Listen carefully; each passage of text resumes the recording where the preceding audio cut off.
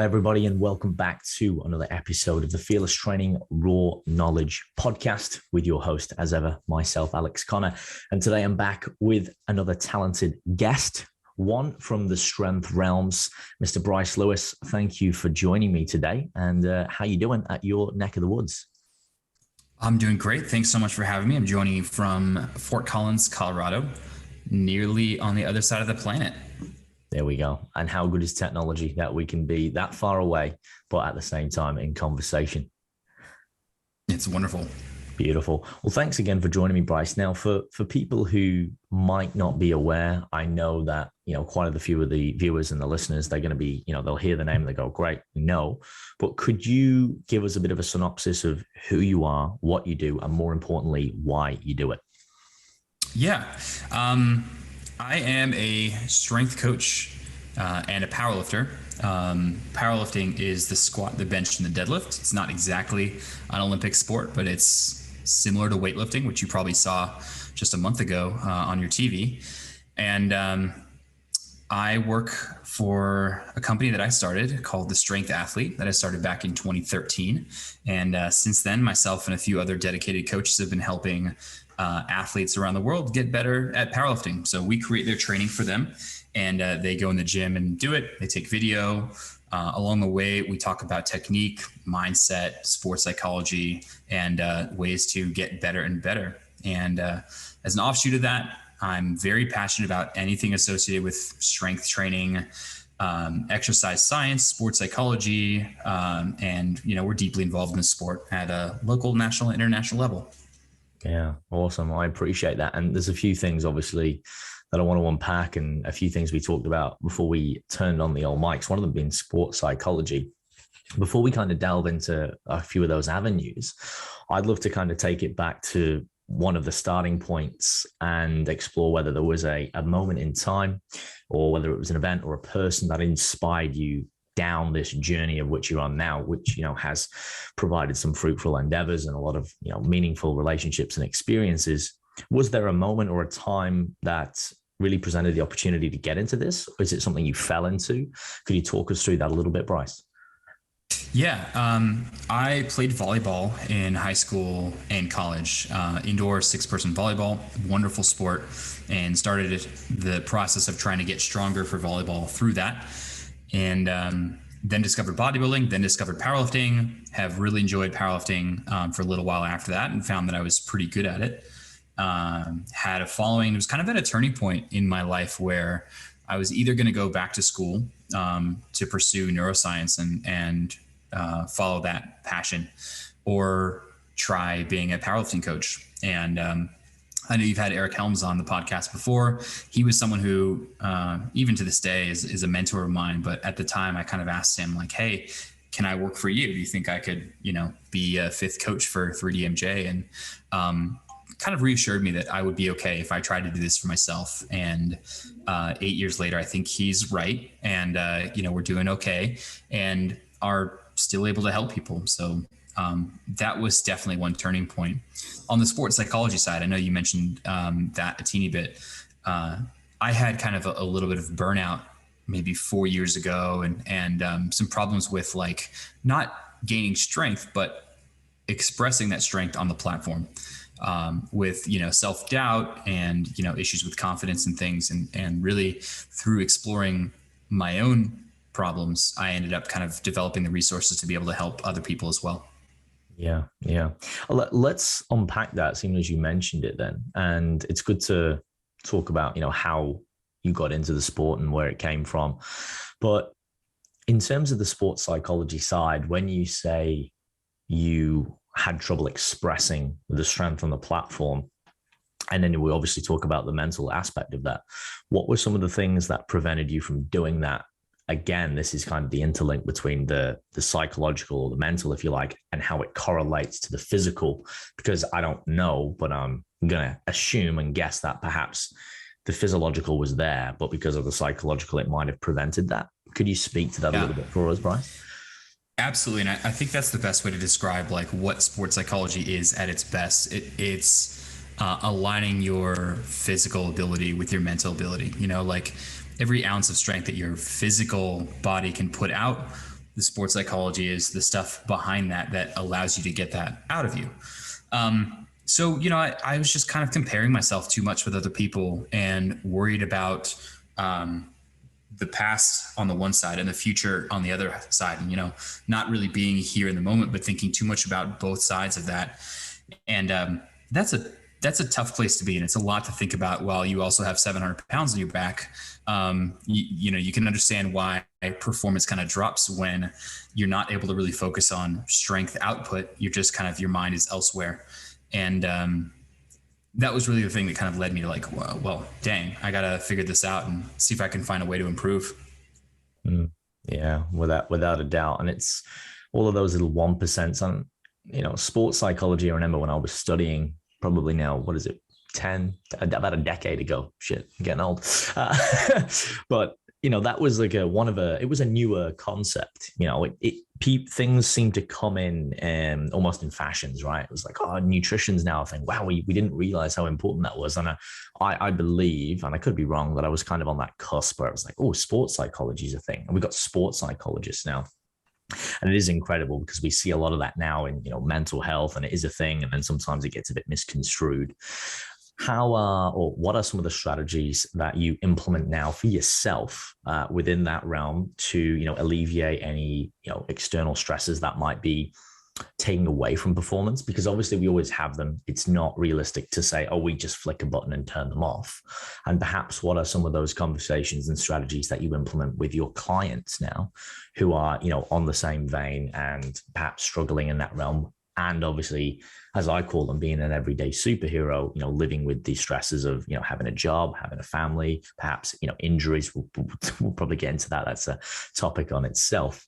But perhaps talking a little bit about that would be valuable. Yeah. I think taking some of this stuff that can be a little immaterial and just kind of in your head and getting it out of your head a little bit. So this kind of helps you identify what's going on. It's not as clear as saying, oh, well, I'm having problems with performance because I'm focusing too much on the past and the future. Like, all you experience sometimes is just the problem, not really like what kind of problem it is.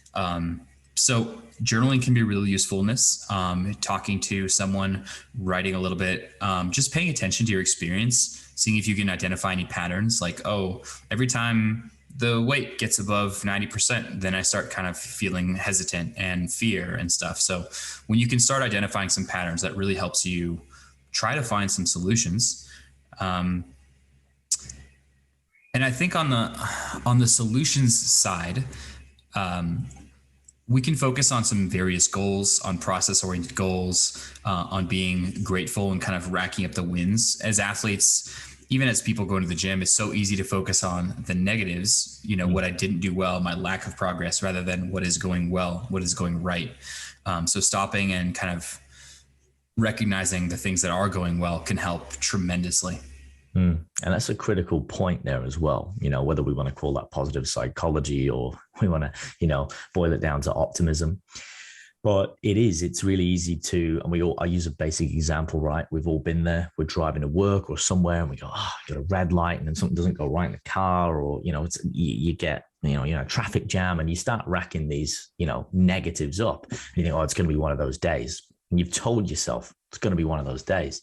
And imagine if you're on the way to the platform or a competition or, a speaking event, and if that's your mindset, and it's, well, how do we kind of reverse that? Or how do we put a gap or a break in that section to go, right, how can we then change that around and understand perhaps it's not, happening to us necessarily, but it's just happening in general, and then kind of make that separation going forward and then focus on. I think this is why daily gratitude is so powerful.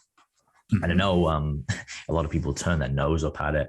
I didn't really believe in the power of it in the early days, and it's not magic, and I'm not sort of sitting here saying it is, but when I think the power comes in the byproduct, right? It's when we focus on the positives, the brain is now programmed or over time to look more for, not happy clappy, but what are the great wins, like you said, on the platform? Well, what went well? Yeah, okay, let's address where we can improve, but that language is different. It's not we did bad and this is where we failed. It's no, this is where perhaps we can improve. I don't know if you had to add on to that a little bit with your own personal experience, but yeah, the neuroscience behind that is like a literal rewiring of the brain, you know, and an easy way to imagine that is, there's some main road to get from point A to point B, and it's well traveled, you know, it's trodden, you know, it's wide, it's an easy road to get through, and that's the default way. And so if your default way is negative, then that's the way you always take. And it takes a lot of work to kind of hack your way through the bushes to get to some new place. But over time, if you kind of keep traversing that, then you widen that road, and that becomes the default as the old one kind of grows over. So that analogy can kind of help explain why this gratitude stuff that you were talking about, like, is good, isn't magic, and needs practice and time, because we're just dealing with neural circuitry that takes time to rewire. It's a good visual example, Bryce, and I appreciate you sharing that. I think an example I often use with clients as well to add on to that is, you purchase a car, you see that car everywhere. You go, everyone's got that car, or I now notice it.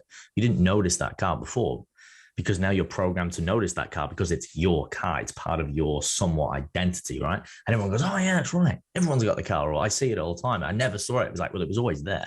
I think there's that famous video of like the monkey who, like, the guy in the gorilla suit who comes through the basketball team who's dribbling, and then they ask you at the end, did you see the monkey? And you're like, no. And then because it said count the basketball passes, and you watch it back and you're like, there was no monkey. And then you see it's like, it's classic, but it's so true, because we focus, or it's like where attention goes, energy flows, or vice versa. Like, I might have butchered that, but there's that old maxim.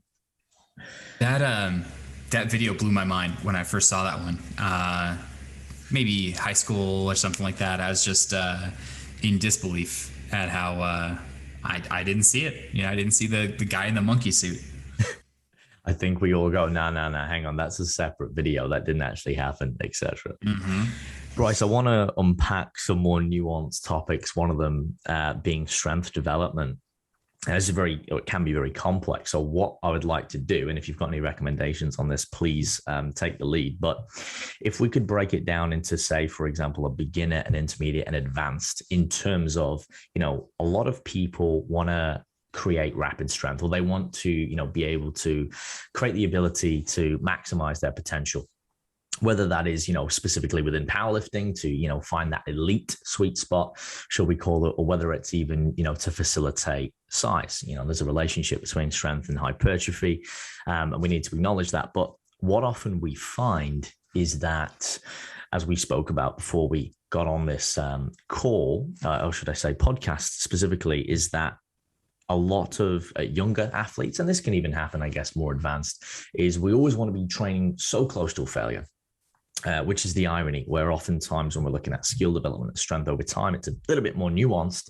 It doesn't have to be rocket science, but there needs to be some sort of pragmatic approach.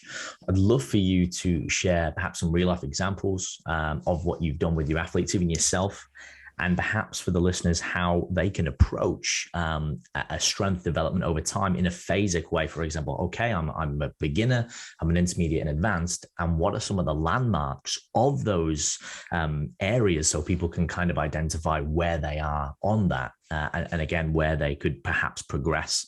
And I know that's a big question, so feel free to simplify it as much as possible, and whatever you feel is the best way to explain this.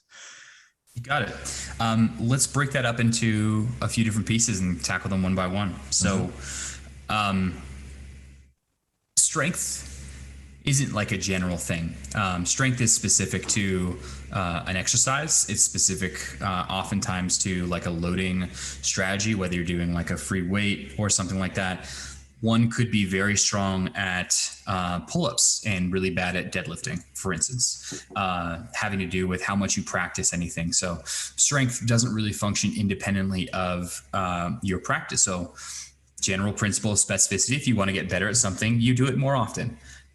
So rather than talking about strength, like really when people say that, they basically mean like you can move heavy stuff in a few different ways. You can do some kind of a squat pattern. You can press something away from you, like a bench press, and you can pull something off the floor. Sometimes we include like an overhead press in that, and now we're talking strongman as well. Or sometimes we talk about strength with a clean and jerk and a snatch for Olympic weightlifting. But, you know, we'll stay with like a squat pattern, a press, a pull, and then an overhead press. And that's, fairly basic that, when people talk about strength, that's mostly what we're after. So principle number one, if we want to get better at those, we do them more often in some way, or do things like them more often. You said there was this link between muscle building or hypertrophy and strength. There absolutely is. Athletes who tend to be more muscular also tend to have a larger capacity for strength. Although this doesn't play out, when we're talking about high level bodybuilders, since they don't train for strength, they can have massive muscles, but aren't able to move the same weight that someone, in some cases, half their weight is able to move, So how you train should reflect like what your goals are. And most times people don't have extreme goals. They want to be a little strong, they want to be a little muscular, they want to be a little lean, and just kind of have little pieces of that. So how do we train? We've got this first idea that we got to do some amount of these large compound lifts fairly often. Well, how often? Less often at the start, more often as you get more advanced. At the start, you could probably get away with doing some type of squat, bench, and deadlift related thing twice a week would be totally fine. And in rep ranges, let's say 8 and below, if we're trying to get better at doing triples, doubles, and singles, we want to be training in somewhat proximity to that. As we get higher above 8 reps, we're really not training the same energy systems. And it's the transferability from those types of things to powerlifting movements or overhead press starts to kind of wane a little bit. Your smaller muscle groups kind of tend to give out more before, we're really working the things that we're trying to work. So that's basics. After you have some amount of something that looks like a squat, a bench, a deadlift, an overhead press, you can supplement that with other movements to work on the rest of your body. Your lats, probably more work for your pecs, more work for your hamstrings, your glutes, your calves, so on. So that we're really covering most of the body. Most powerlifters should probably train kind of like bodybuilders, but just with a little bit of focus on strength. It used to be the case that powerlifters training diverged more, and it was just more heavy lifts. And, we don't ever do accessories because why would we do that? But now I think the times are changing a little bit, and things seem to be making more sense and aligning more with what the research says on exercise science. So, we can talk about progression, and that might give us a little bit of an inkling as to when someone might be an intermediate lifter and when someone might be an advanced lifter. Mm-hmm. I think beginner lifters are capable of making progress very quickly. You're getting better almost on a weekly basis, if not even sooner sometimes. You can add weight very readily. As you get to be an intermediate lifter, you probably take somewhere around 8 to 12 weeks in order to see some progress. So you can't just put, weight on the bar every week and expect to get stronger. So we have to be smarter with the weight that's going on, how heavy you're training. And I'll get back to that piece about training to failure in just a little bit. Mm-hmm. But you'll have some level of periodization. So structuring of training over time to lead you into some type of training test every, let's say, 8 to 12 weeks, something like that. And then you get to a point where progress is much harder to come by, and you have to work for longer periods of time in order to make progress. That could mean that you're now making progress every 10 months to a year or something like that. You're able to really, really kind of dig deep and put it out there and expressing progress at this point. Hopefully, you're competing if that's your jam, or you're just a highly experienced lifter in the gym who really enjoys what they're doing. This whole time, there's not only this strength development piece, you're also getting better at lifting. So your technique is getting better and more refined, and there's more efficiency. There's less loss of force output. You're refining your movement pattern. And as far as how hard to train, and I think this is a big thing that especially newer people misunderstand, is that you don't need to train as close to failure as you probably think you do. Most experienced powerlifters really only go to very, very high intensity. And we're talking like 1 rep left in the tank or less sometimes.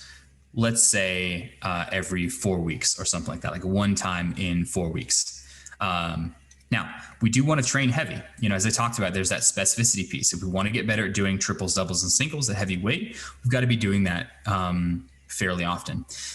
There's a trade-off, though, in that if we end up going to 1 rep or less in the tank on a set. I'm going to just rephrase that with RPE, which is rate of perceived exertion. It's a common scale. We talk about difficulty, but it's basically like RPE 9 is 1 rep left in the tank. RPE 8 is 2 reps left in the tank. Now we have a common language. Yeah, we just need to make sure that we're training a little bit further away from failure, because if you go closer to failure, we have technique breakdown. So we're not practicing good technique. It takes you longer to recover between training sessions. So you get less quality of work and less overall amount of training volume over time. So easy example, you go to failure on a set of 3 and you do a max triple or something like that. And you really aren't able to put in quality work for another 3 or 4 days while you're kind of recovering and returning to baseline after such a heavy exposure. Well, that's time that you could have been spending doing added work. You know, if you hadn't gone that close to failure, hadn't flown that close to the sun, so to speak. So if we stay a little bit further from failure, training is more sustainable and we're able to sustain more work over time, which means more progress over time as well. No, that makes sense. Continue. Sorry. Yeah, the piece about kind of what my athletes have gone through on this, like my favorite way to coach athletes is the people who come expecting, 5-6 days of training, expecting to be in the gym all the time. And I surprise them by saying, you're going to be at the gym 4 days a week and you're doing 40% less work than you have been doing. And we end up making more progress as a result. And it's just a beautiful thing. They're telling me, I feel so fresh all the time. I'm not hurting going up and down stairs. My maxes are going up and, calling me wizard and stuff. And all I'm doing is just, dosing their training volume appropriately. Yeah. I mean, you've made some great points there, Bryce, and I appreciate the explanations, the nuances, the definitions as well. And that is the irony, isn't it? A lot of the time, more is more, but it can be less more. Well, it's all contextual, because a lot of the time, like you said, when you take athletes on board, usually by going through the basics and setting, again, I think we'll diverge now into skill, specifically technique, skill acquisition. And again, dosage in the training, right? Often people are doing too much, but when we say too much, it's not either specific or it's not potent enough. There's a lot of, say, the quote unquote garbage volume, we could say. And just again, by having a focus, by having a refined, pragmatic, approach, these athletes can often, like you said, they're surprised. They're like, hang on, Bryce, I feel better, I'm feeling fresh and my lifts are going up. And again, it's sort of managing these variables. Let's dive into that then. So we talk about skill acquisition. I think an interesting perspective is actually coaching people online now, because a lot of the time, and I imagine a lot of your clients are in different countries around the world. We have the luxury, like we do now. We talked about technology at the start. I guess, first of all, when you look at technique and some of the coaching cues for these big lifts, maybe using real life examples, how are you sort of putting that across? What are the main elements when we look at, say, specifically the squat, the bench, the deadlift? I think, just as a side note, because the bench press is very unique, I find, and correct me if I'm wrong here, but, we look at, say, the relationship between, say, cues and coaching cues of like the squat and the deadlift. And there's things that are similar, right? And we look at, say, keeping a neutral spine, keeping the rib cage stacked, all of this sort of stuff. But then we go to the bench press. And oftentimes when I coach my clients, although I'm not a specific powerlifting coach, I have a passion for those lifts, and I know it facilitates a lot of hypertrophy in the early days. So where possible, without putting them on a pedestal, it's like, can we do this lift? Can we proficient? Is the athlete enjoying it? Yes, cool. And then we go to the bench press and we take elements of, say, the powerlifting cues, if you will. And people go, wow, I've never, ever done a bench press, because most people, they bench press like the bodybuilders, right? Everything's flat and they're not using leg drive. And then I'm like, hey, you can use your legs, and it's amazing. So maybe talking us through, how you coach the elements of those lifts, or picking out the key points for us, and how you do that, through an online medium effectively for your athletes and clients, please. Absolutely. Well, I mean, one thing is I try to give the lifters that I work with some standards about how and where to take videos from, like what angles will help me the most. Front angle doesn't do a whole lot for me. I like kind of a 45-degree front on angle and a side angle too gives me some useful information about body mechanics. But if there's ever something I'm looking for, I can ask. But those two angles give me the most useful data. Filming your lifts isn't just for vanity and posting it on Instagram. It's also so you can see how you move through space. So don't be, worried about pulling out a camera when you're at the gym. It gives you some useful information. When it comes to coaching these, I start from a place of individualization. It can be so easy to take a look at someone who is built immaculately for one specific lift and to say that you need your lift to look like that or you're not doing it correctly.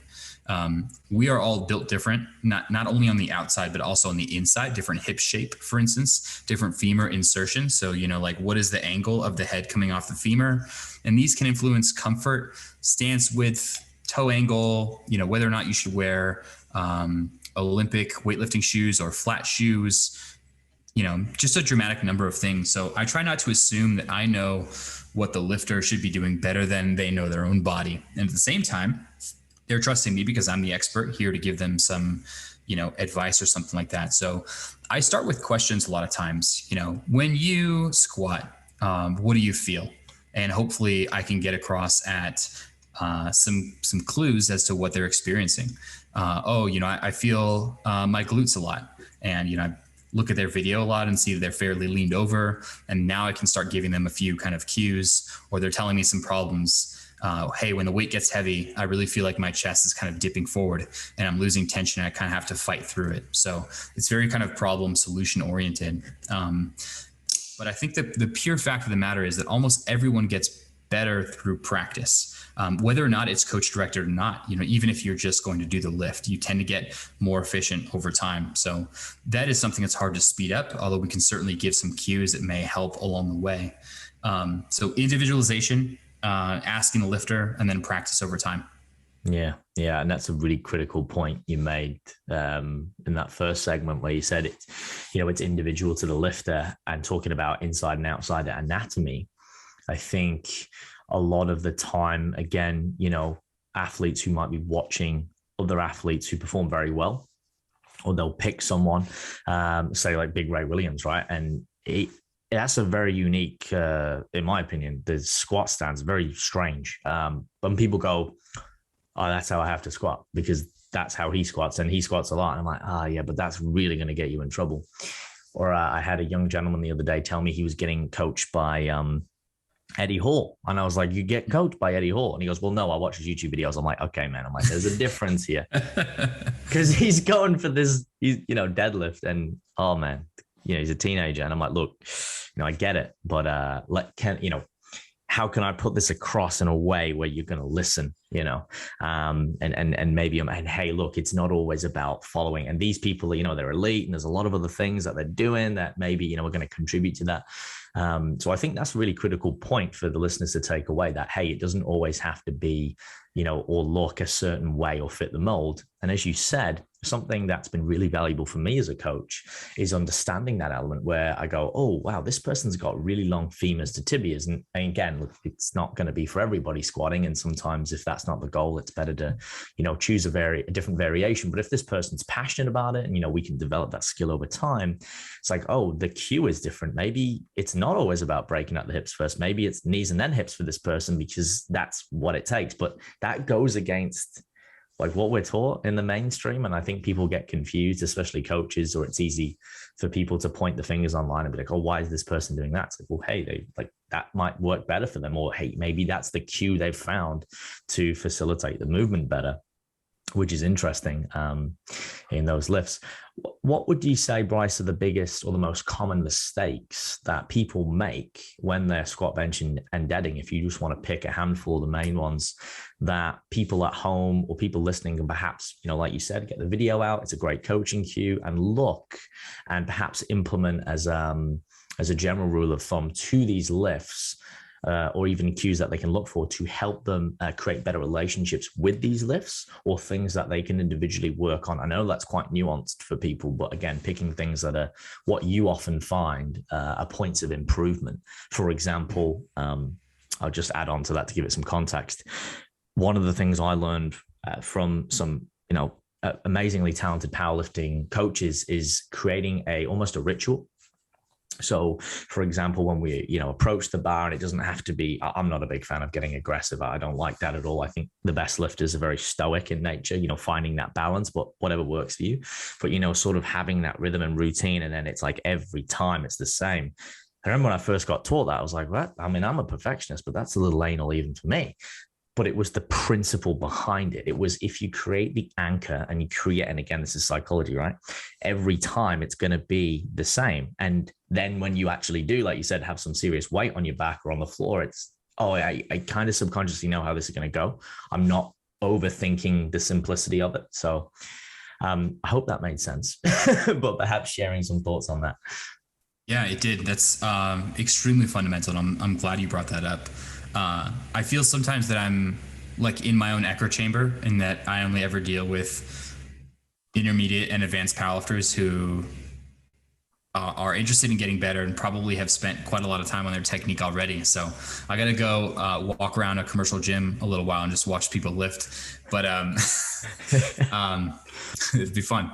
One thing I think most people can improve on is just creating tension. So in a squat, they kind of rest their bar somewhere on the back, and their hands are just kind of, at their sides and just kind of holding onto the barbell.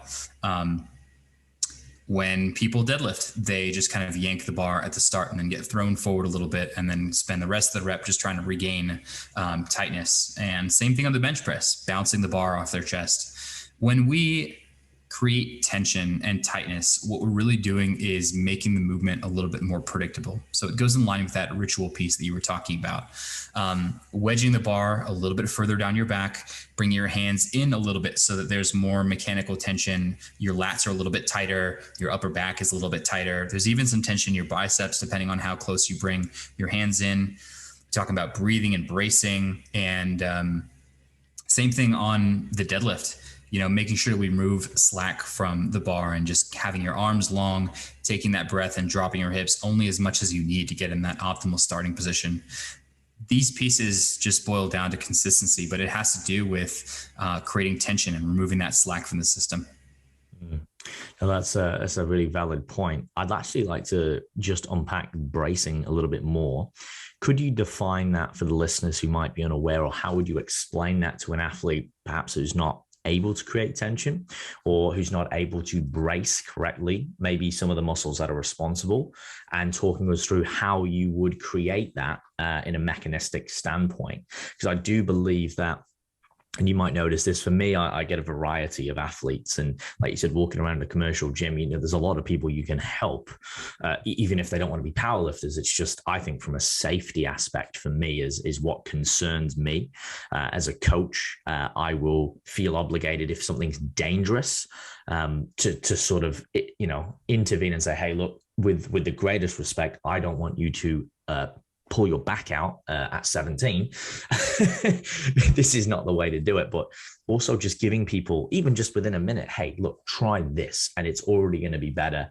And I find people don't understand the role of the core muscles, the creating stability, creating strength, especially isometric strength within those realms. And, we see a lot of people doing leg raises and crunches, and not that there's anything inherently wrong with that, but it's not really the same mechanism, especially if we want to create tension through these lifts. So I'd love for you to unpack that a little bit, Bryce. And again, some coaching cues and explaining the fundamentals and why that's so important. Absolutely. So we'll break this down into two movements. Just a quick one, guys, before we carry on with the podcast. For any of you who are interested in taking your health and physique to the next level, and you want to remove the guesswork, you're not quite getting the progress that you want, you're not seeing what you want to see in the mirror, and you're not feeling like you're really moving in the right direction, then click the link in the bio below, the apply button, where you can contact me. We can organize a free consultation, no obligation, and discover whether it's a good fit as coach and client. All right, back to it. We'll break this down into two movements, the squat and the deadlift on the one hand, where we have spinally loaded pressure, and then the bench press bracing is kind of different. Still very important, but we'll talk about it. You mentioned kind of the fact that like people do all these leg raises and maybe they have very strong abs. You can go do a rope crunch and throw a bunch of weight on it or something like that, and yet not be able to brace. There's different muscles at play. When we talk about bracing, we're basically talking about creating intra-abdominal pressure. So stabilizing the core so that it bends less under heavy load. Similar for the deadlift, similar for the squat, same exact thing. We want to try to reduce the body's tendency to bend when the weight is kind of out away from center of gravity. It's one less moving piece. And look, the spine is stable. I don't want anyone to get the impression that, they're at risk of injury for allowing even the smallest bit of spinal flexion. Like we're meant to move in many different ways. There are certainly signs of excess. We could identify too much spinal rounding or spinal rounding in the wrong places. We don't want to see lower back rounding, generally speaking. Anyway, what is intra-abdominal pressure? Well, if you're going to get punched in the stomach and you tighten up, that is intra-abdominal pressure. And we can simulate that when you have a belt on. You get to push out against this object around you and just kind of take in a breath and fill it out down in your diaphragm. And that can help you stabilize your spine. Now, you don't have to take in 100% of the air you can breathe, but somewhere around 70 to 80%, taking a deep breath. Instead of holding it in your mouth, you bring it down in your diaphragm and push it out against the belt. Now, people talk about kind of pushing out in 360 degrees. It doesn't really happen. We don't have a stomach on our back. Nevertheless, the idea of kind of filling the belt in 360 degrees can help you get the idea of bracing effectively. Same on the squat as the bench press. Same in the squat as the deadlift. And we'll talk about the bench press a little bit. We also take a breath, but here, usually people aren't taking as deep a breath. There's no worry about spinal stability. Here, we're really only looking to preserve a shoulder position for the most part. And oftentimes people take in a deep breath so that they can have their arch be as high off the bench press as possible. So we reduce the range of motion. So we increase performance from an output perspective. So putting more weight on the bar, which, every powerlifter wants very badly. So there's a deep breath and really kind of getting your chest as high off the bench press as possible. Yeah. And that is it is quite different. The way I was taught on the bench press is that, again, when we were looking at sort of more nuanced or advanced techniques, is we're taking that breath and then we're not breathing at all. Where, with the deadlift and the squat, we have that reset, at the top or at the bottom. And again, we're trying to keep neutral spine. That's, a big thing. Like you said, there's obviously areas where it doesn't have to be perfect anatomy wise. Some of us are different. Some of us are a little rounded depending on, physiology. Sure. And then can we correct that over time? Because we're always living life this way, not this way, right? So posterior chain usually almost needs a bit of work. Like you were saying before with programming, hey, let's put a bit more lats in or something like that, or hamstring work. But then the bench press, you're like, hang on a minute, and I find people get so caught up with the arch. They're like, why are you doing the arch? I'm like, no. The arch is a byproduct of the setup of the bench press, with the shoulder blades and the feet and everything. And again, we see some anomalies out there who've got, unbelievable thoracic mobility, spinal mobility, gymnasts who've kind of, found the sweet spot, and it's like, oh, you found a little hack there. It's like the Fosbury flop back in the day over the high bar. It's like, oh, now you've created a new trend, and then people are like moving the bar like this much. But that is kind of strength sports, right? That's sometimes the beauty of it. You can almost not hack or cheat the system, but depending on your physiology, perhaps you can find an advantage. And usually within one of the three lifts, you'll find one that you excel in and one that, is your Achilles heel, if you will, or one that you need to work on. But that breathing, I like to talk about the oxygen. I see a lot of lifters in the gym, and I'd love your recommendation on this, Bryce. If we are interested in strength or even, maximizing performance, when we should inhale and exhale. You talked about belts. Love that. Oh, it's the bane of my existence, my friend, because I see people using belts all the time for, doing a cable fly. I'm like, all right, what are we doing here, man? Like, I don't want to go over and hate on people, but it's like, there's a time and a place for that. That's probably not it. let's try and use the core, the TVA, transverse abdominis, whatever it is, and use that when we need it. But I guess before I get ahead of myself, because I often do, let's talk about the breathing first, the inhalation, exhalation across the 3 lifts. And then let's address, if someone is interested now in maximizing strength, when and how to use a belt properly and what kind of belt, and why that's important. And you alluded to it before, because like you said, you want to create that even pressure, where the old school belts, although they can be valuable, I don't know if they are as valuable in that aspect. But yeah, let's talk about the oxygen and the breathing first and what your recommendation is. Because I see a lot of athletes exhale sometimes on the lift. I don't know how you feel about that. I don't know what you have found in your experience to be, more quote unquote optimal for strength. But please, unpack that a little bit for us, Bryce. Sure. Most lifters I see do and benefit from breathing at the top on squats if they're doing a multi-rep set. Mm-hmm. So there's one breath to unrack the bar because you're beginning a brace. So you unrack, you take your 2 or 3 steps back and you get in your starting position. Now begins your first breath. You brace, you begin the squat, and you come back up. Most people need to breathe every rep on squat, although some people can go 2 reps without a breath. There's not a whole lot of reason to. Finish a rep, take in another little breath, and then go on with the next rep. Now, on deadlift, we see 2 styles of breathing.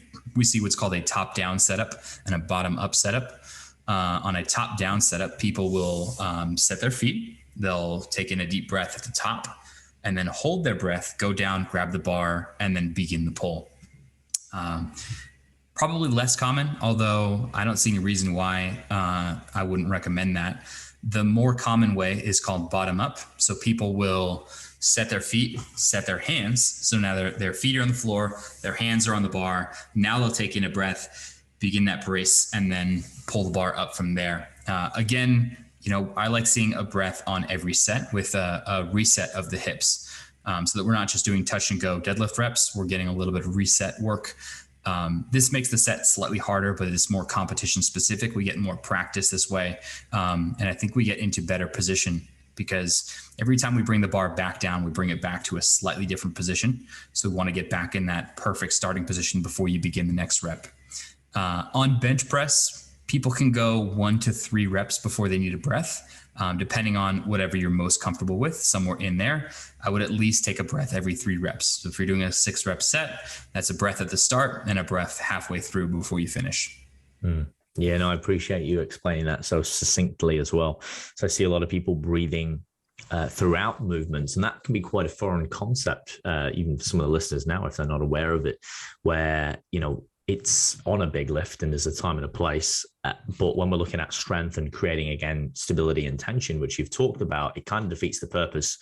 People breathe, say, at the top of a deadlift, or they might let the air out, or they're breathing as they go. And it's because, there might be a lot of cues and we've got to kind of unpack that in a segmental way and go, okay, let's focus on this particular set. And then we sort of layer it and add on, because otherwise you give someone 10 million cues and, it's very confusing. Yeah. And that again is like I said, it's quite foreign for people to go, oh, but I feel like my head's going to explode. It's like, well, it might be that initially, but you're conditioned to it. But ultimately, it's kind of like, I use like a balloon analogy. I'm like, if you let the air out the balloon, it loses tension and tightness. So like we want to, on this particular lift for safety and performance, bring that in, brace and hold and create tension, without obviously popping an artery or vein throughout them. And, that can trickle down as well into other movements where it's like, okay, we don't necessarily say on a machine upright chest press need to have the same tension. But if we do apply a similar principle and, find the point where, okay, where's the best position to breathe? How can I create tension? Once again, I got a few more reps out, Alex, or, that was a little bit easier. It's like, yeah, I do find some of those larger concepts do trickle down a little bit. So I appreciate you going and addressing each lift. The belt situation, when, how, and what, because I think there is merit, and I don't know whether you agree with this or not, in the early days of learning how to use, again, the abdominal muscles first. This is the way I would usually prescribe it to lifters, where it's like, let's train, the basics first. Let's actually learn how to do it, with obviously lighter loads. And then as we start to load that movement with strength, mobility, and skill, we can then add the belt, when we need to. But I think people get too reliant on it, and maybe even with like straps, if you want to talk about that as well, versus obviously, using chalk. And if we are talking about powerlifters going, well, depending on the federation, it might not be an event where we can use straps. So, how do we develop that? So maybe just speaking to some of the accessories, i.e. the belt, the chalk, the grips, and even like, I guess, grip strength in general, because this is something that concerns a lot of people in terms of how to continue to build that when it stalls. Yeah, I'll talk about the straps and the grip strength and stuff like that first, because it's a little bit easier. So in powerlifting competitions, straps are not allowed. They're occasionally allowed in strongman competitions, but in powerlifting competition, no straps. It can be occasionally useful on high rep sets to use straps, because you don't want your grip to give out before the rest of your body is giving out. And if your grip is the limiting factor, there are two things you can do. One is, well, let's train your grip. That's a good long-term solution so that you don't have to deal with this. But in the moment, we can use straps to help you get through training volume and get more work done without having grip be a limiting factor. I find straps can be useful on some upper back accessories too. So you're not so much thinking about what your hand is doing, your forearm, activating your bicep. You can be a little bit more passive with your arm and have your lats be a little bit more active. So they can be good almost for figuring out which muscles need to work. However, a lot of people come to rely on straps and end up getting in a situation where they want to be able to hold on to their 1 rep max, but are unable to do that. And we can think of grip in that same vein of specificity that we were talking about earlier. If we want to get better at gripping a barbell at, ones, twos, and threes, probably need to be doing something like that. So you can do heavy holds on deadlift. So your very last rep of your very last set, just hold it at the top for as long as you can. Get a bar, put it in a rack at just below lockout, and lock it out and hold for time. 16 seconds, 14 seconds, you can kind of just drop the seconds off as you add weight on a week-to-week basis. And that's a fairly easy, fairly reliable way to work on grip. You can do one-arm hangs if you like. Have a little bit less success with that. I've seen people use the hand grippers, the captain of crush and stuff like that to work on grip. Again, may increase your grip strength, but probably only for handshakes, maybe not necessarily for deadlifts. But you'd have a great handshake. So on the strap side, they're a tool, but you have to keep your goal in mind and make sure you don't become reliant on them. On the belt side of things, I absolutely agree with you. Beginner lifters don't need a belt.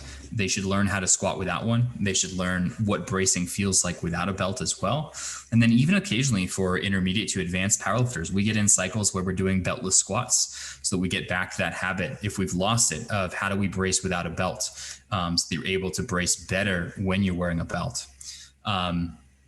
Research is pretty unequivocal that wearing a belt doesn't reduce ab activation. In fact, it increases ab activation. That having to do with the fact that there's an object that you can push out against. So in some ways, your body has a tactile reminder of how hard you're bracing. And so you can tend to contract your abs even harder because there's an object there that you're pushing against now. As for the type of belts, in powerlifting, there's traditional leather belts that are 4 inches thick and anywhere from 10 to 13 millimeters in width. That's a great standard. Those belts last 10 to 20 years or something like that. So buy one and you're good with it for life. There's also the softer neoprene ones. And I've heard just the bare minimum about these breath belts that are becoming popular now. But yeah, a good leather belt will last you a very, very long time. Yeah, no, it's those little, I think, elements that you add on, and you talked about going back sometimes without the belt, and it can feel foreign, even if you get used to, say, like using knee sleeves, things like that. All of those accessories, I can probably relate to a lot of lifters who've done that over the years, where you kind of go too far one way and you're like, I got straps, I got the belt all the time, got the knee sleeves. I recently took the knee sleeves off for a lot of my leg movements, and it felt so foreign. It felt like I was naked. Yeah. I was like, oh, my knees. But just sure enough, with some correct warm ups and over the weeks, I would say there's been merit to go back, and not only from a psychological but a physiological too. So it's great to hear. I think for people listening that okay, it's not something that I need necessarily, but it can enhance my lifts, and then there's a time and a place for everything. And I think, like you said, with the belts, some of the breath belts, there's been a bit of marketing around that for females, or even aesthetics, where they go, oh, wear this like corset and it's going to make your midsection thinner. It's like, okay, well, that's not exactly the case there. And unfortunately we see all this. So it's great to kind of maybe just set some context around that and give some truth to it. So I appreciate it. Bryce, I'd like to talk now. I want to kind of bring it back to you a little bit in terms of your personal experiences, whatever you feel comfortable sharing. Two elements where I would like to talk about perhaps one of your biggest, I guess, mistakes or learnings on or off the platform in life, something that really stands out for you as a bit of an accolade in time, where you're like, you know what, that was at the time, maybe it was very challenging, but I took a lot away from this particular experience, this memory, versus a greatest win. And again, it might not be the obvious on the platform or the competitive side of things, but those two contrasting factors that you've had in your career, and what you've learned and taken away from those. Yeah, I guess they kind of all stem around the squat. I love the squat because it's so hard. It's so different from the deadlift, because if you miss a deadlift, you just open your hands and the bar goes to the floor and you're good. And on bench press, especially if you have safeties, you're fine there too. And I guess by the same correlate, you're fine on squat. But the fact that it's on top of you just feels so different on squat. The fact that you're basically getting crushed by this weight that you have to kind of fight back against. And I think one of my biggest wins was a session I was doing in a home gym where I was going to go for a PR and try to lift 700 pounds. And I did 675. And then I did 700. I tried it. I failed it. And I kind of dropped it and had a little bit of encouragement from a close friend of mine, hey, I really think you have that, just try it again. And in powerlifting, it's not likely that if you miss something, you're going to make it again. More common in weightlifting than in powerlifting, because usually strength is the limiting factor. Anyway, ended up making it. And that was kind of one of the shining achievements for me in powerlifting. I mean, I've since squatted 755, but that 700 felt so otherworldly. Like I never thought that I was going to achieve that level of strength. And I was almost at disbelief that my body did this thing, just like so proud of my muscles for doing this moment in time. And, later on, I think it takes a few key misses for you to start building up some doubt in your head that you're capable of, certain levels of strength. You miss 680, then you miss a 660, and, maybe it's technique and you're working on something or fatigue or whatever. Misses are psychologically damaging. It makes you not want to get back under that weight again, or when you do, feel like you don't have what it takes to do it. And so for a while, it took me quite a while to build back up to the courage to get back under those types of weights. 600 for a while, even after squatting 700, felt like such a milestone that I would kind of have to like, okay, no one talk to me. I'm going to turn my music up. I'm going to shut the world out. And, I'm going to go in my little mental cave and see if I can get through this. And I actually worked with a sports psychologist for a little while. Almost did some exposure therapy of not knowing what weight was on the bar for a while. I would literally cover the bar with trash bags, so I didn't know what weight was on the bar. I would have someone else load it. And coming out of that, finally I was able to just, be comfortable with 600 pounds. And today, thankfully, it doesn't feel like, that much of a mental excess. And that was really challenging. I walked away with a very big win of kind of understanding more about myself, more about what are the pieces of high performance and how can those pieces be threatened sometimes with a few key misses. Yeah, I remember actually when you had the trash bags on, I was watching a couple of those videos. It's very fascinating. And that probably is their, it's an interesting point of view, the psychology, because we get so fixated sometimes on numbers, whether that's powerlifting, whether that's, in financial areas or business, so I've got to get to this. And we romanticize it in our head and think, oh, wow, like we get to this point. It's like, a lot of the time when you're young, it might be initially the, 60 kilos, 2 blues on either side, right? And it's like, yeah, but what if those plates were green? And, what if you put 2 10s on?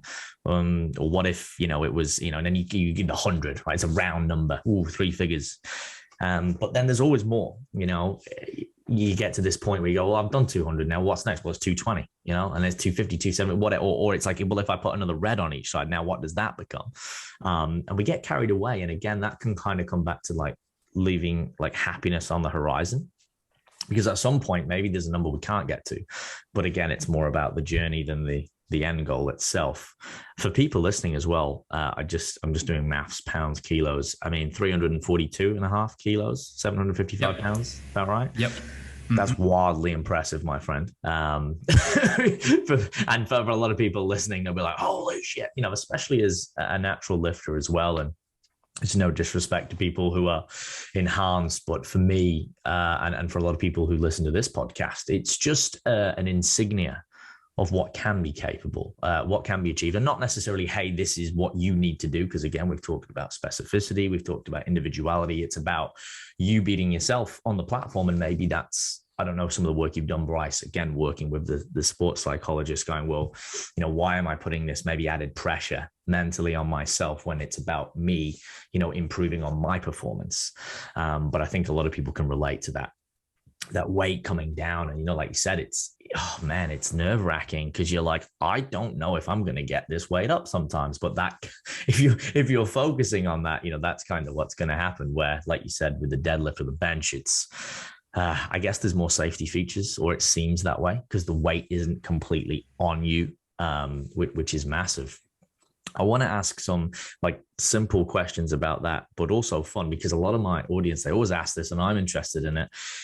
And this is what does a day in the life look like of Bryce at the moment?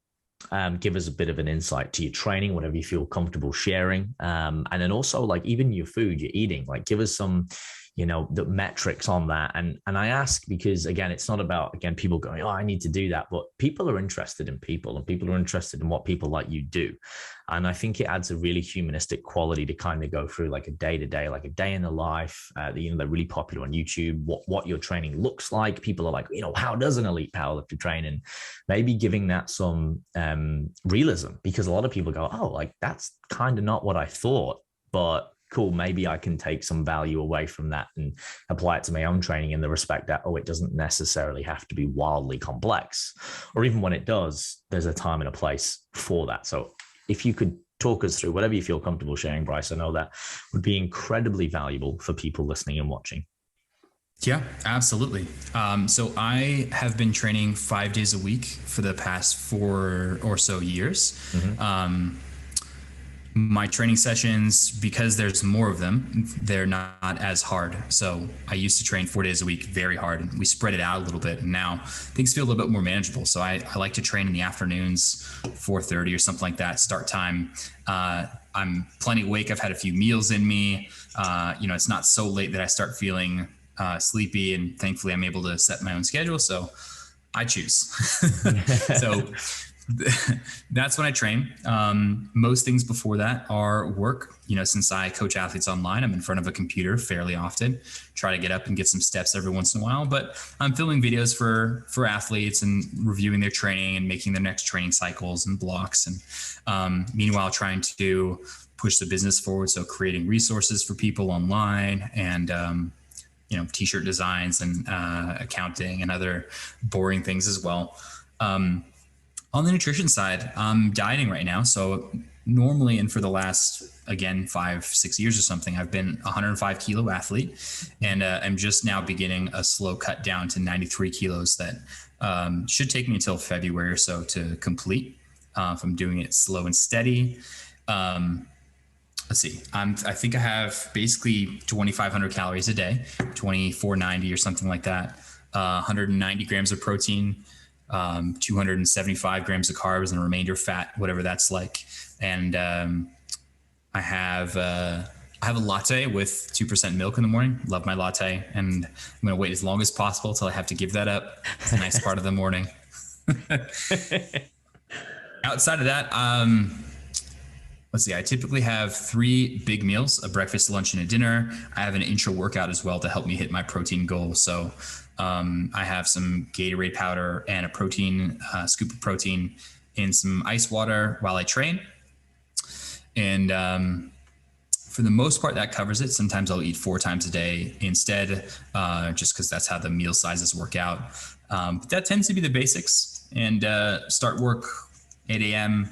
and then sometimes have to catch up a little bit at night. And that, like you said, is the benefit of being able to set your own schedule. You find over the years, when do I like to train, and also when do I perform the best? And I think we can all relate. There's a bit of a sweet spot, and we're all different, where it's like, I'm not too tired, or, you know, I'm well fed, but, or, you know, I like to train fasted, and everyone's kind of got that. And I think we know that there's studies based on that training in the PM, we're generally stronger, but ultimately, I think once again, it comes down to a theme that we've talked about in this podcast, which is psychology, right? If you tell yourself you're going to be weaker in the morning, you will. And obviously, if you just get rolled straight out of bed and under a squat rack, it's probably not going to be optimal. But over time, if you train, you know, yourself to train in the morning, the body comes conditioned, it becomes reliant. I think consistency is always a hidden theme in success. You know, the body's like, oh, this is, you know, you mentioned predictability before. You know, you want, that's something that's quite prevalent in success with, you know, powerlifting. It's like that consistency and whatnot. But I appreciate you sharing, because it's great to get a bit of an insight into, you know, what your training looks like and what food you're eating. Also, for people watching, your coach, if my memory serves, is Eric Helms. Is he facilitating a lot of this? And, you know, what are some of the, I guess, some of the key things you've learned from Eric over the years, and how, you know, I talk about this concept of who coaches the coach, right? So, for example, you know, we might have athletes who say, you know, who coaches you and what do you learn? And I guess it's a bit hypocritical in a way if we're like, oh, well, no one. And we don't necessarily have to all have a coach. But I think for me, it's nice to have, I have, you know, multiple people that I look up to who oversee what I do, some of which have been on my podcast. And I'll see them as like big brothers, you know, like they kind of like, they oversee, they keep me in check, they sober me, you know, when I'm second guessing stuff, they kind of like, hey man, like, remember, keep it simple. And sometimes they're just there to have a conversation with. It's not like in the early days where it's like, oh, I need to check in with this person every week and I need to manage all their nutrition and programming. The conversations look a bit different. I'd love for you to kind of talk and speak to that a little bit about your experience with Eric and how, you know, and I know you guys have done a lot of great stuff on this with the podcast and you spoke about it, but a little bit of insight into how that relationship has grown and evolved and what, you know, Eric actually has helped you achieve over that time and still does, I guess. Yeah, it's interesting. Eric has kind of always been, well, for a while at least, his level of education experience was just way higher than mine. But when we first started, when it came to powerlifting, he wasn't very well experienced either. And so, you know, he was asking some people like, how do I program for powerlifting? And, you know, I only kind of knew about this much later, but I didn't know that much. So he was kind of always just a little bit ahead of me. And as he got stronger and smarter, so did I. And it's just been a really helpful relationship this whole time. Nowadays, my updates are every week just because I'm dieting. But normally when I'm not dieting, it's every 4 weeks. You know, he writes me a block and basically I check in when things are done. And the role that he serves primarily right now, and it's a really good one, a very valuable one, is in fatigue management. You know, so if I if my overall fatigue steers too far away from baseline, he kind of helps get me back to baseline, adjusting a few training variables, making things easier, making other things harder in such a way that I'm kind of able to stay in a path of least likelihood of getting injured and most likelihood of maximizing my performance on a regular basis. So that's been and really it's taken a lot of time to get to him even knowing like what are the right changes to make. But that's the benefit of working with someone for a long time, is they're able to figure this stuff out about you if they pay attention to that stuff. So fatigue management is probably the big one. And then walking me off the cliff when I have a really bad training session. And I'm able to just kind of message him and him say it's going to be okay. Yeah, it's invaluable, and a lot of merit to that. In terms of, you said, working with someone for a long period of time, I feel the longer you work with someone to a degree, with that open, honest approach where it's like, hey, especially if you get someone like yourself, or, I guess Eric's been working with you for that long, so he's walked you through some of those chapters, if you will, of maybe intermediate to more advanced athlete. But even if you get someone who's more advanced straight away, people might come to you and say, hey, I expect this. It's like, well, you might be advanced, but I don't know who you are and all of those nuances, which now are more correlative to success, because in the beginner stage, the room for error is so large, or the hit rate is easier because there's more gains on the table, for a lack of better words. Where, the beautiful thing about developing that relationship is, you get to know someone's behaviors, their habits, their points of improvement, where they need support, even down to the language you use. And it helps you better serve the athlete. So I think there's some hidden gems within what you just said there, Bryce, about, investing in a coach and, staying with them for the long haul where possible, under the right circumstances, to be able to really build that relationship. If they have that history with you, they are usually better able to serve you. I would be at a loss if I didn't ask you this, because I know a lot of listeners are going to, before we get into the rapid fire questions, your current personal best on the platform versus, and again, whatever you feel comfortable sharing here, what are some of the next goals? You don't have to necessarily be specific, or what are your, goals moving forward for Bryce Lewis in the future? And that might include personal goals, but also, professional, with where you want to take the coaching element too. You got it. So I recently put up my best total ever. I think it's now in the top 10 105 kilo totals of all time. Great. Drug tested or not. And I squatted that 342 we talked about. I benched 227 and I deadlifted 360. I only got my second deadlift. We were going to go for a third to win, and I ended up making it. We needed some ridiculous jump, like 378 or something like that. Anyway, extremely pleased with that total. I didn't win nationals, and for us, in order to get to the World Championships, you have to win nationals. So you have to beat everyone else, and then you get the nomination to go. So I've been thinking about it's a moment of kind of reflection about, like, what do I want? What do I really want to try to get out of this? What's my next goal? And I've been kind of feeling that while my numbers are going up, I'm not extremely satisfied with the way that I look. I'm feeling a little bit slow, a little bit sluggish. And that's part of the reason why I want to drop down to the 93s.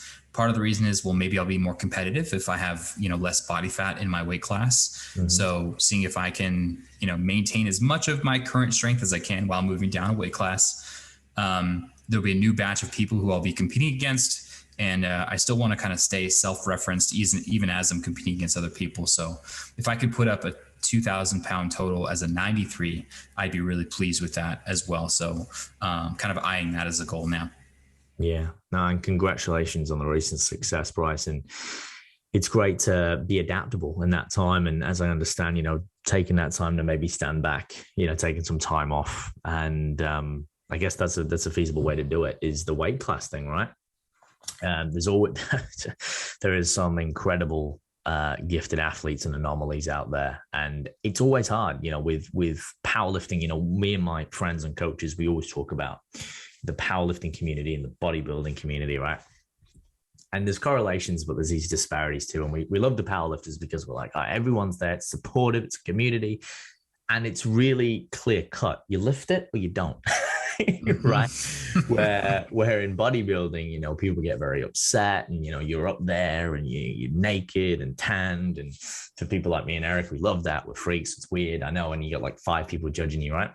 And you know, they could have had a different breakfast, or you could look different, and they might, you know, sometimes they might judge you differently. So it's so subjective, where I think powerlifting is objective, but at the same time, that's sometimes where it can be almost so daunting, because you're like, well, you know, I either do this or I don't. But exploring those options are really powerful, even within that realm. So yeah, I'm excited to see what you can produce, and I'm sure, and I'm confident that there'll be a lot more success going forward in the future, my friend. Thank you very much. Oh, you're very welcome. Before we wrap it up, I like to ask some rapid fire questions. They're a bit more fun, lighthearted in nature. Again, people seem to like these. Before we ask the final question, the first one is, if you could choose, this might be obvious, but we'll never know, a superpower, what would it be and why? I was just thinking of super strength, but I mean. Flying. Yeah, I would choose flying. Man, how cool would it be? You could get to places so easily. You get to see the world from an entirely new vantage point. You get to leave the earth. It sounds so cool. I would want to fly. It's incredibly popular, the flying element. I think it's the most picked, and especially in these times as well, you know, to be able to get that freedom and go, I'm just going to pop off to Jamaica. Yeah. You know, have one of those lattes, or maybe even, you know, something a little bit more exotic, like a pina colada. I don't know. Yeah. Just before you hit the training in the 4:30 session, just a little bit. Right. The second question I would ask is, you know, it's more nutrition related. What would be your favorite food, or if you had to choose, say, a last meal setup, what would that look like? And you can include, you know, like entree, drink, food, but what's your kind of go-to? Like if Bryce is like, man, this is my favorite meal, what are you eating?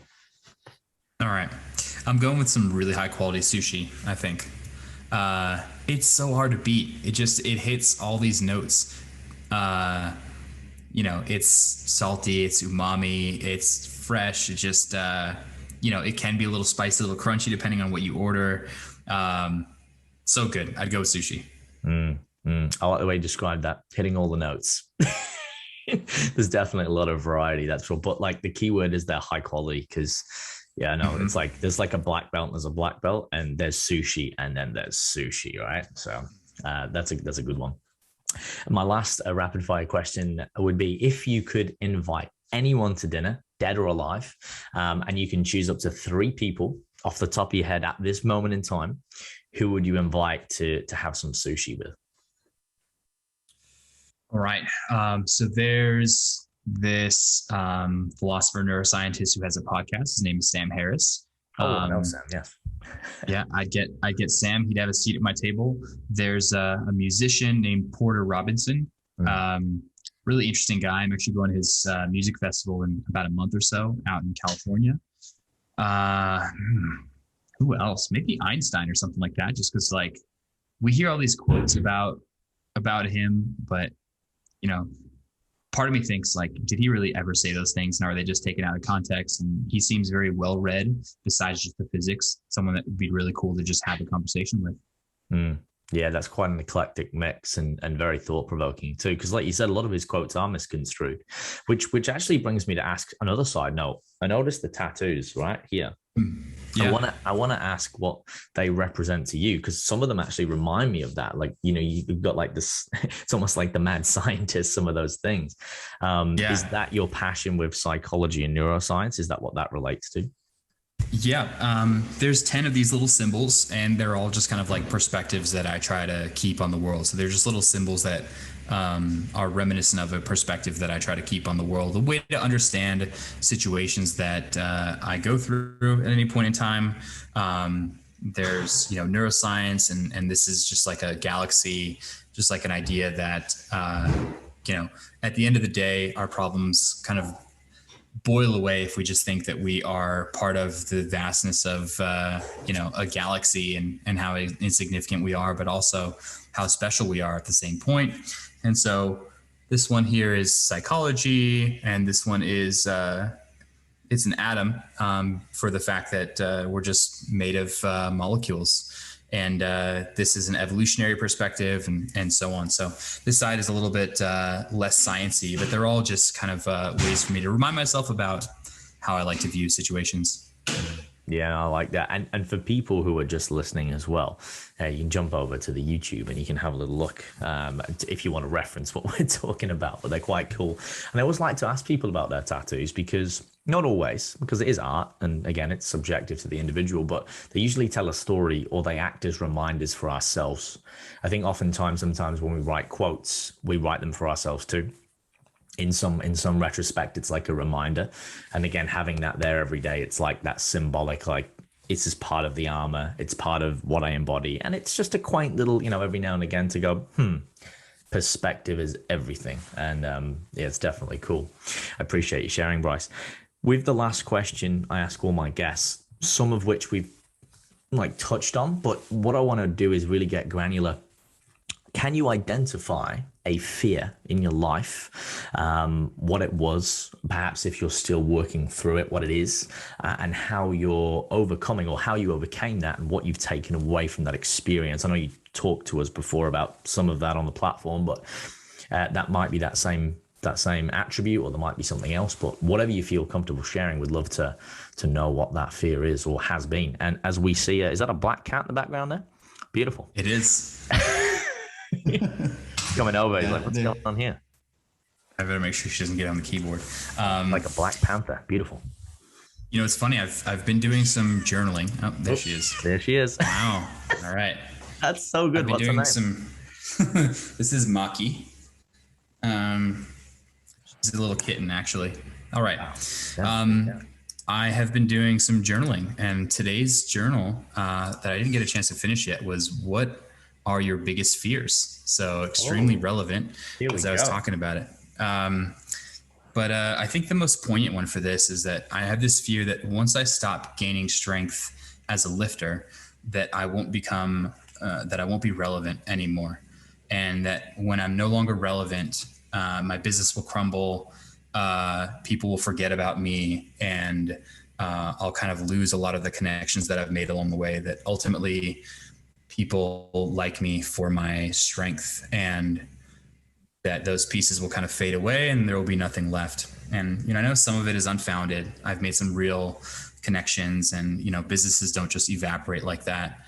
But it still kind of sticks with me sometimes. And I don't really have a lot of a solution just yet, but it's good to be vulnerable sometimes. So wanted to share that. No, I appreciate it as well. And it's so good to even verbalize and write that down. It's very powerful. We can often harness that as well into positivity. And look, like you said, a lot of that is probably unfounded. And even, getting that out in the open, we can rationalize it a little bit and go, well, hang on, is that like that? We are our own worst critics, right? Mm-hmm. So we come up with these verbiages and these dialogues that often they don't exist, or there's maybe an element of it. But from what I can ascertain, and many other people we've never met, but you strike me as someone who's incredibly authentic, genuine, down to earth. And, even I think the way you conduct yourself, on the platform with your athletes, what you've done, I very much doubt people will forget the accolades that you've, achieved. But I think moreover than the accolades, it's actually the experience. And I talk about this a lot, where there's this maxim that goes, people will forget what you did for them. They'll forget, sometimes who you are and even what your name is, but they'll never forget how you made them feel.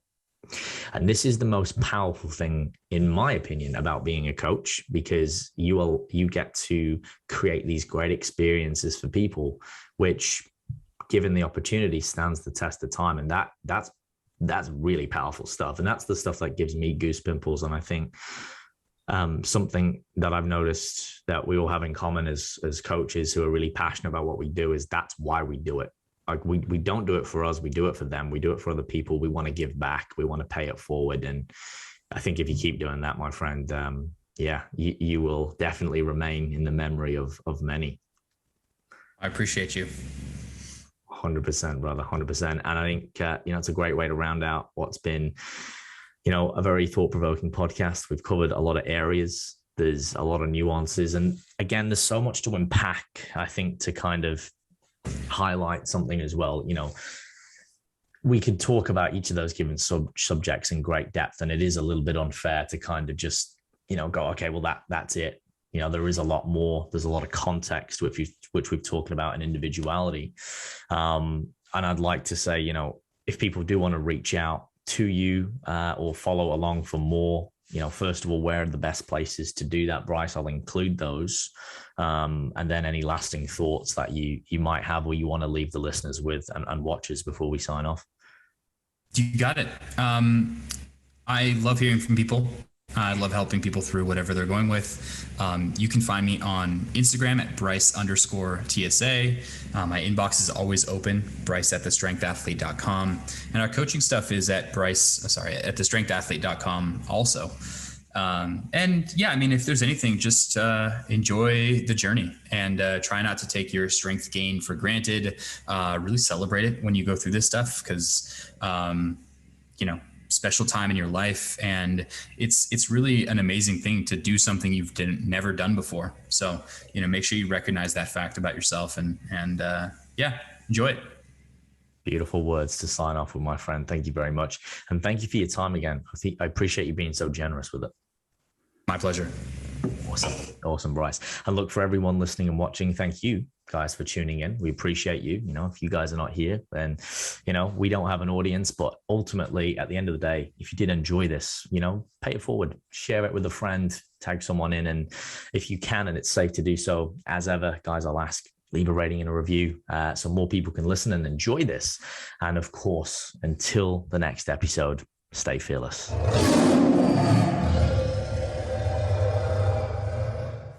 For those of you who are confused, frustrated, and sick and tired of not seeing the results that you want or deserve, make sure that you click the Apply for Coaching button in the description below and line up a completely free consultation with myself where we can discover if it's a good fit as client and coach and take your health and physique to the next level once and for all.